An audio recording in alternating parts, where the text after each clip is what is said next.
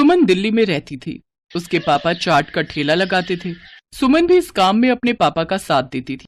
पापा, ये लो, सारे गोलगप्पे भी तैयार हो गए और पानी भी बना दिया। बस मीठी चटनी आप बना लो, मैंने हरी चटनी बना दी है। सुमन बिटिया, सारा काम तो तूने ही कर दिया। तू तो मेरी आदत खराब कर रही है बेटी।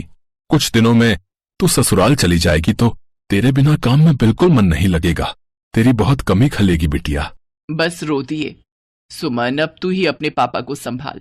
थोड़ी थोड़ी देर में मन भारी कर लेते हैं। पापा, मैं आपको छोड़कर कहीं नहीं जाऊंगी। मुझे ये शादी नहीं करनी। मैं भी आपके और माँ के बिना नहीं रह पाऊंगी। पापा। नहीं बिटिया, ऐसे नहीं कहते। बेटियों को अपने ससुराल जाना ही होता है। केशव बहुत अच्छा लड़का है, तो ससुराल में बहुत खुश रहेगी। सुमन की शादी सूरत में तय हो गई थी। 1 महीने बाद सुमन की शादी थी, इसीलिए सुमन अपने माता पिता से दूर दूसरे शहर जाते थोड़ा उदास थी।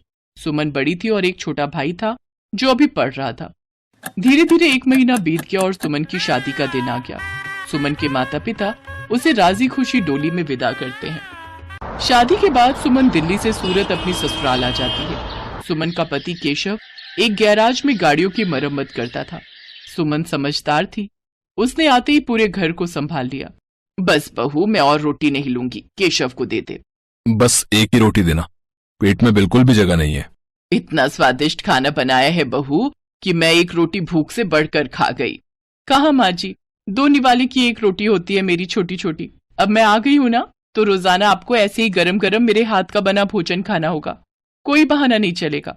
हमारे तो भाग्य खुल गए बहू, जो तुम हमारे घर में बहू बनकर आई। जीती रहो।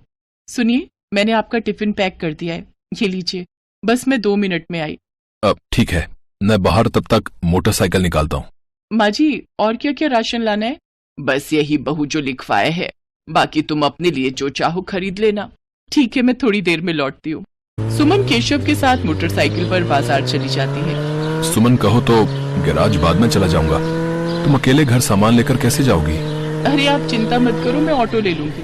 केशव सुमन को बाजार में छोड़कर गैराज जाने लगता है। तभी उसकी मोटरसाइकिल के आगे कहीं से एक पत्थर आ जाता है। केशव की मोटरसाइकिल लड़खड़ा जाती है और वो बहुत तेज गिरता है। केशव को काफी चोट आ जाती है। सुमन कुछ ही दूरी पर थी। हे ईश्वर, ये क्या हो गया? भाई साहब, थोड़ी मदद कीजिए। चिंता मत करो बहन जी, सब ठीक हो जाएगा। कुछ लोग सुमन की मदद करते हैं और केशव को बराबर के अस्पताल में ले जाते हैं। डॉक्टर केशव का इलाज करता है। कुछ देर बाद केशव को आराम मिलता है। ज्यादा गंभीर चोटें तो नहीं थी, पर केशव के पैर की हड्डी टूट गई थी। 2 दिन बाद केशव को छुट्टी मिलती है। माँ, मैं ठीक हूँ, बस पैर की हड्डी में ही तो फ्रैक्चर है। कुछ महीनों में मैं ठीक हो जाऊंगा, चिंता मत करो। अरे माँ हो ना बेटा, तू नहीं जानता, जरा सी खरोच भी बच्चे को आ जाए तो माँ का कलेजा निकल जाता है। और फिर तेरे तो इतनी चोट आ गई है। अब तो कुछ दिन के लिए गैराज भी नहीं जा सकता। जाना भी नहीं है, डॉक्टर ने अभी 6 महीने रेस्ट के लिए बोला है। आप चिंता मत करो, पैसों की कोई तंगी नहीं आएगी। मैं कोई काम शुरू कर देती हूँ ताकि घर में थोड़े पैसे आते रहें। तभी सुमन के माता पिता भी दिल्ली से आ जाते हैं।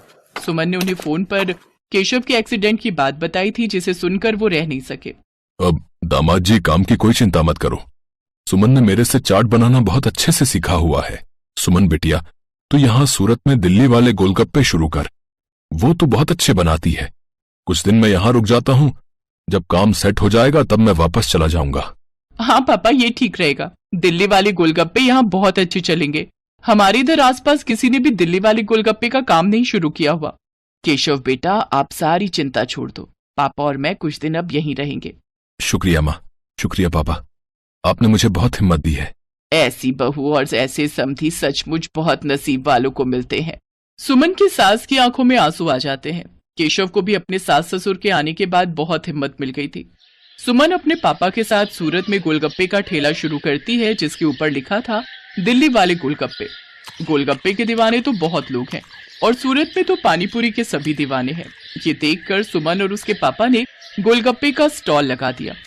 उनके बने गोलगप्पे बहुत पसंद किए जाने लगे। सुमन बिटिया, मुझे पता है अब तुम काम अकेले संभाल लोगी। अब हमें चलना चाहिए। सूरज भी अपनी बुआ के घर बहुत दिन से रुका हुआ है। वो उन पर बोल रहा था कि हमारे बिना उदास हो रहा है।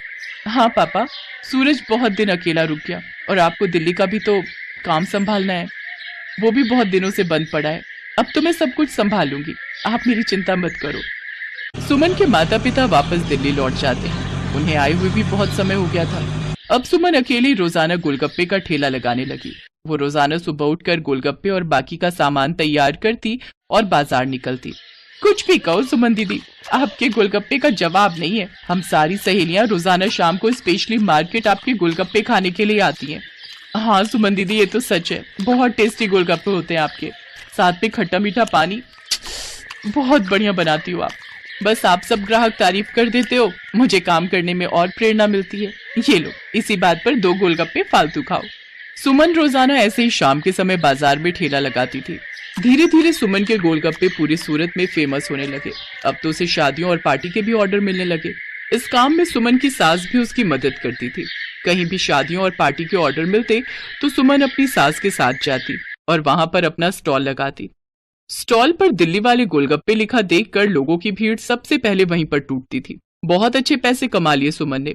फिर एक दिन सुमन केशव और अपनी सास से बोली, सुनो, अब तो तुम्हारी तबीयत में थोड़ा सुधार हो गया है। मैं सोच रही हूँ तुम गैरेज का काम छोड़ दो, हम गोलगप्पे की एक दुकान खोल लेते हैं। अब तो हमारे पास अच्छे पैसे इकट्ठे हो गए हैं, हम कुछ कारीगर भी रख लेंगे। सुमन, तुमने तो मेरी पूरी जिंदगी बदल दी। कहते हैं एक आदमी की सफलता में एक औरत का हाथ होता है, और तुमने तो मेरा बहुत साथ दिया है। तुम जैसा चाहती हो हम वैसा ही करेंगे। जीते रहो मेरे बच्चों। सुमन की मेहनत से सब कुछ अच्छा होने लगा। केशव और सुमन बाजार में किराए पर एक दुकान ले लेते हैं, जहां पर वो अपने साथ साथ कुछ कारीगर भी रखते हैं जो इस काम में उनकी मदद करते थे। कहते हैं परिस्थितियां तो जीवन में आती जाती रहती हैं। परिस्थितियों से डरकर नहीं, बल्कि परिस्थितियों का मुकाबला करके ही जीवन को सरल बनाया जा सकता है। जो व्यक्ति संघर्षों से लड़ता है वही ऊंचे मुकाम प्राप्त करता है। जैसा सुमन ने किया, वो परेशानियों से डरी नहीं बल्कि उनसे बचने का रास्ता ढूंढा।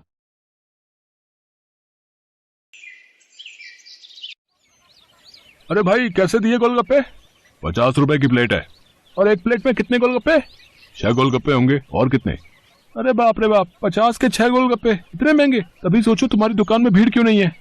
मुझे फालतू की भीड़ चाहिए भी नहीं। मेरे पास वही लोग गोलगप्पे खाने आते हैं जो इन्हें खाने के लायक हैं। और तुम लगता है यहाँ नए हो। दाम पूछने से पहले ऊपर लगा बोर्ड ही पढ़ लेते। दाम और नाम दोनों लिखे हैं। मेरा नाम मशहूर है और ये मेरे मशहूर गोलगप्पे हैं। एक एक गोलगप्पा इतना करारा है कि तोड़ो तो आवाज 1 किलोमीटर तक सुनाई दे। और पानी जैसा ग्राहक चाहे, पूरे 10 तरह की वैरायटी है मेरे पास पानी की। और ये देखो, ये है मेरे गोलगप्पों की असली जान, मेरा ये खास मसाला। हाँ हाँ, ये सब तो ठीक है, पर फिर भी 50 रुपए वाकई बहुत ज्यादा है।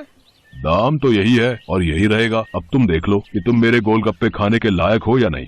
अरे ये क्या बात हुई, तुम ऐसे बात करते हो अपने ग्राहक से? नहीं, ग्राहक से तो नहीं, पर जो फालतू मेरा वक्त बर्बाद करे उससे मैं ऐसे ही पेश आता हूँ। चलो अब आगे बढ़ो और कोई सस्ता गोलगप्पे का ठेला ढूंढो।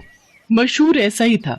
ये बात तो 100% सच थी कि वो गोलगप्पे बहुत ही अच्छे बनाता था, लेकिन इस बात पर उसे घमंड भी बहुत था। मशहूर का मानना था कि उसके पास हुनर और किस्मत दोनों का साथ है, इसीलिए उसे पूरा यकीन था कि उसका काम कभी मंदा पड़ ही नहीं सकता। और वास्तव में ऐसा हो भी रहा था। मशहूर के पास भले ही ग्राहक कम थे, लेकिन उनसे ही वो अच्छा खासा मुनाफा कमा लेता था। फिर कुछ दिनों के बाद, हाँ भाई, लाओ जरा गोलगप्पे तो लगाना। अरे तुम फिर से आ गए। रेट कम नहीं होंगे, पहले ही बता रहा हूँ। हाँ हाँ, मैं तुमसे कम करने को कह भी नहीं रहा हूँ। ऐसा करो, सिर्फ मुझे नहीं, इन सबको भी गोलगप्पे खिलाओ और इन सबके पैसे मैं दूंगा। है, पगला गए हो क्या? अब ऐसा करो, पहले पैसे रखो मेरे सामने, फिर बात करना। तुम भी ना बड़े शक्की हो। ये लो, ये रखे तुम्हारे पैसे। इतना कहकर सूरज ने पूरे 2000 रुपए मशहूर के सामने रख दिए। सूरज अपने साथ जिन लोगों को लेकर आया था वो देखने में ही गरीब लग रहे थे। मशहूर ने सभी को गोलगप्पे खिलाए, जिसके पैसे सूरज नहीं दिए।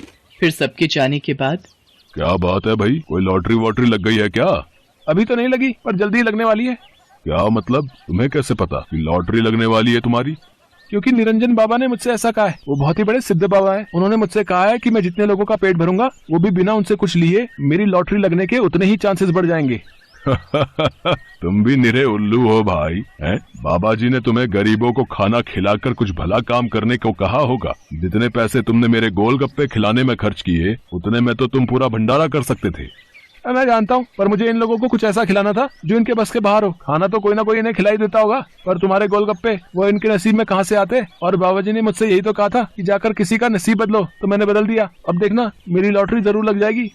मशहूर और सूरज बात कर ही रहे थे कि तभी सूरज का फोन बजने लगा। हेलो, हाँ भाई, क्या क्या तू सच बोल रहा है? सच में?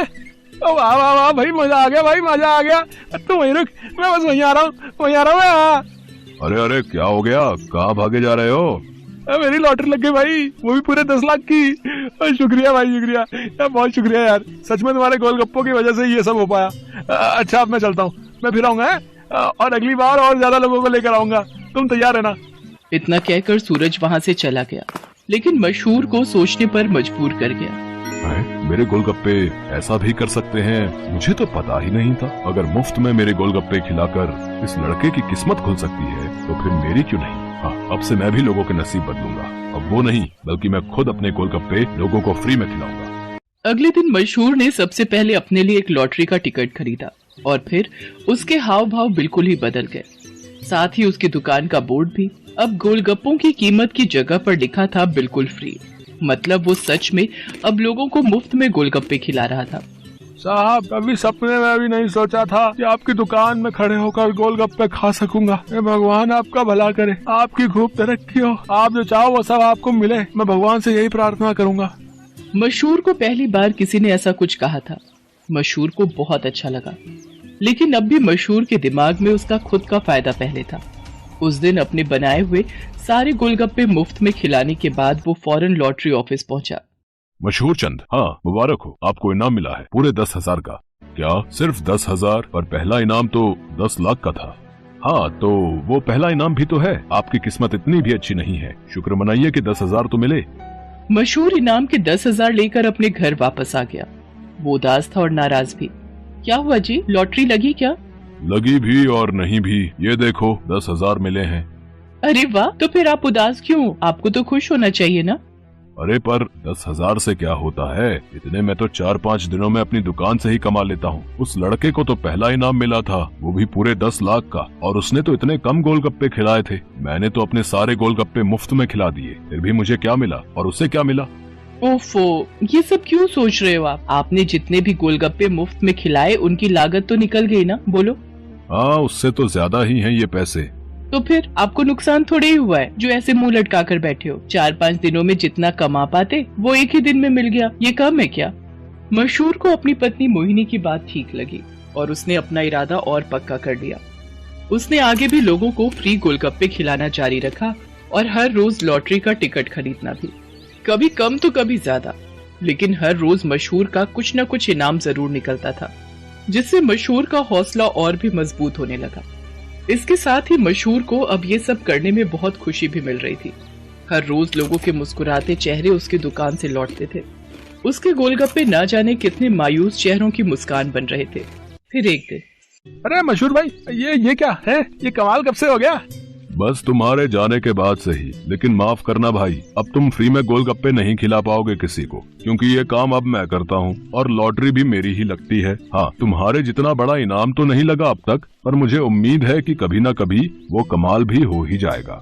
मशहूर की बात सुनकर सूरज मुस्कुरा दिया और उसने अपनी जेब से अपना विजिटिंग कार्ड निकालकर मशहूर को दिया और उससे बोला, कोई बात नहीं, ये मेरा कार्ड रख लो। अब लॉटरी का टिकट जब भी खरीदना हो तो बस मुझे फोन कर देना, ऑफिस तक आने की जरूरत नहीं पड़ेगी। सूरज के विजिटिंग कार्ड पर उसी लॉटरी ऑफिस का पता लिखा था जहां से मशहूर हर रोज लॉटरी की टिकट खरीदता था। असल में वो ऑफिस सूरज का ही था और उसी की वजह से हर रोज मशहूर का कोई न कोई इनाम जरूर निकल रहा था। कार्ड देखते ही मशहूर सारी बात समझ गया। उसने सूरज के सामने हाथ जोड़ते हुए कहा, मैं ये बिल्कुल नहीं पूछूंगा कि तुमने ये सब क्यों किया, क्योंकि शायद मैं जानता हूँ। बहुत बहुत शुक्रिया भाई, मुझे ये एहसास कराने के लिए कि ज्यादा पैसे कमाने से जरूरी है दुआएं कमाना, लोगों को खुशियाँ बांटना, जो मेरे गोलगप्पे बहुत आसानी से कर सकते हैं। इसके बाद मशहूर ने कभी लॉटरी का टिकट नहीं खरीदा, बल्कि वो फिर से अपने गोलगप्पे बेचने लगा। लेकिन उसके गोलगप्पों का दाम पहले से बहुत कम था, जिसकी वजह से अब हर कोई उसके स्वादिष्ट गोलगप्पों का मजा ले पा रहा था। अब भले ही मशहूर के गोलगप्पे थोड़े सस्ते थे, लेकिन ग्राहक पहले से कहीं ज्यादा थे। मतलब मुनाफा भी पहले से ज्यादा ही था। इसके साथ ही मशहूर ने फ्री गोलगप्पे खिलाना भी नहीं छोड़ा। आखिर के 10-20 गोलगप्पे वो जरूर गरीबों को मुफ्त में खिलाता था, क्योंकि अब उसे गोलगप्पों के साथ साथ खुशियां बांटने की भी आदत जो हो। आपको ये वीडियो पसंद आई होगी। अगर आपको ये वीडियो पसंद आई हो तो इस वीडियो को लाइक, शेयर, सब्सक्राइब कर देना और कमेंट करके बताना ये वीडियो कैसी लगी। Thanks for watching.